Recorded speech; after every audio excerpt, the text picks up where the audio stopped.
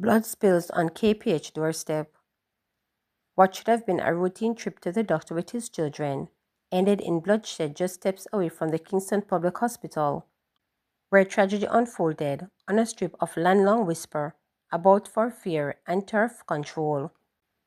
30-year-old Damien Danger Henry was gunned down in an unofficial parking area adjacent to the hospital, a space meant to serve the sick, but one now stained by years of violence. Henry has come for one reason, his relatives said, to seek medical attention for his ailing children. Him no like when the young children them sick, so him want look after them. If the mother and the kids were ready to go as him ready, they wouldn't have caught up.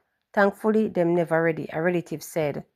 Instead, his family and friends would soon be rushing to him and for his aid and now face the dreadful task of identifying his body at the morgue. Him say him never did a go dead over there, and we tell him to change up his movement and vehicle. And see there, a woman at the scene said, suggesting that his murder was linked to the battle for turf. Shortly after 4 p.m., gunmen opened fire on the vehicle Henry and his cousin occupied as they entered the parking lot at an intersection of Princess and North Streets. This is an area residents see has become synonymous with extortion and deaths. Reporters understand that at least 2 shooters were already inside the lot, apparently lying in wait of Henry's arrival. He was shot in the head and chest while seated behind the steering wheel.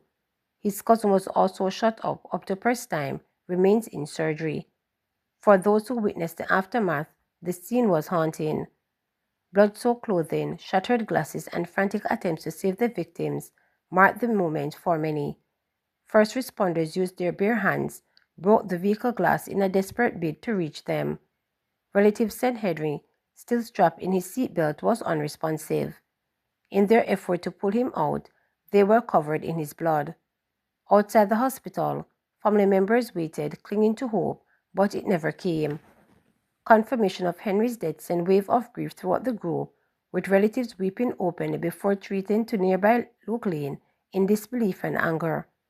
One woman, his mother-in-law, collapsed despite efforts to support her. They tried everything to save him, one witness said quietly.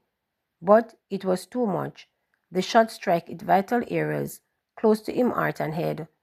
The parking lot, often filled with visitors seeking care, has long been dogged by allegations of extortion and violent turf wars.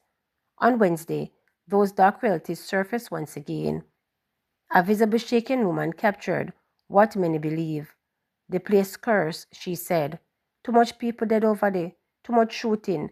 Nobody never seen nothing happen like this. Her words echoed a wider sentiment that the land carries a grim history written in gunfire and grief. The most heart-wrenching account came from Henry's relatives, struggling to make sense of the loss. His children's mother said she had been gripped by an unshakable sense of dread in the days leading up to the killing. The last time I feel so, my brother did, she said, her voice breaking. She recalled telling Henry about the feeling, one she couldn't explain, only to now face the devastating reality of his murder. His mother-in-law, speaking with earshots of journalists, expressed disbelief at how a simple act of fatherhood ended in tragedy. Him did there the yard good, and say him go carry the baby them go a doctor. At the doctor this, she lamented. The brazen attack sent shockwaves throughout the area, disrupting the very people the space is meant to serve. Police cornered off the scene, leaving several motorists stranded with their vehicles trapped behind yellow tape as they returned for visiting loved ones into the hospital. Many were stunned. "Me just park and go inside and come back to this," one woman said, staring at the crime scene. Henry's sister, too distraught to speak, left asking aloud when the cycle of violence would end. In the immediate aftermath, the police swept down on the area and detained several men, taking them to the Denhamton police station for processing. Law enforcement sources indicate that the move was aimed at quickly stabilizing the situation and preventing reprisal in the tense hours following the killing. For residents and regular users of the space, Wednesday's shooting is not an isolated incident, but part of a troubling pattern tied to control the parking area. Fees are routinely collected from motorists, sometimes $200 or more, But behind the seemingly ordinary transaction, residents see lies a dangerous undercurrent of extortion that has repeatedly spilled into violence. The air remained tense, family grieving, witnesses shaken, and a community once again forced to confront its fears. How much more people are going dead over the parking? No, more car can't come park, boy, a resident said. Kingston Western Police have launched an investigation into the fatal shooting. As of March 21, the division had recorded 7 murders, a 30% decline or 3 fewer than the 10 committed during the corresponding period last year. PNP Patriots demand full investigation into allegations against JLP's Donovan Williams. The People's National Party PNP Patriots is calling for the Major Organized Crime and Anti-Corruption Agency MOCA and the Integrity Commission to launch an investigation into allegations raised by the Jamaica Labour Party Council for Raytown Division, Rosalie Hamilton, concerning the Member of Parliament for Central Kingston, Donovan Williams, who also represents the JLP. The PNP, in a media release on Wednesday, said the claims, which touch on financial conduct and the alleged abuse of political authority, require urgent and independent scrutiny. Jamaicans and the people of Central Kingston in particular deserve clarity and accountability from their elected representatives. These allegations are deeply troubling, and failing to address them will only erode public offense in our institutions. We urge MOCA and the Integrity Commission to act swiftly and independently to uncover the facts, said Devil Grant, General Secretary of the People's National Party Patriots.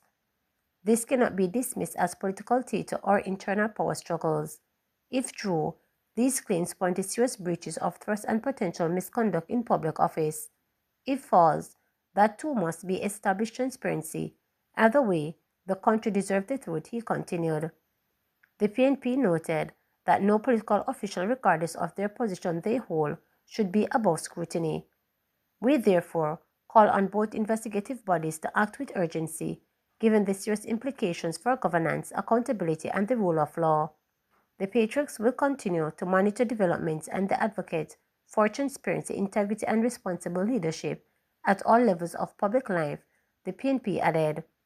Following the allegations, which have widely circulated on various social media platforms, the lawyer representing Williams has served a cease and desist notice on Hamilton and has demanded a public retraction and public apology. St. James sanitation workers charged with murder. 3 sanitation workers from St. James addresses have been slapped with murder charges following the shooting death of a man in Montego Bay in the parish on March 18.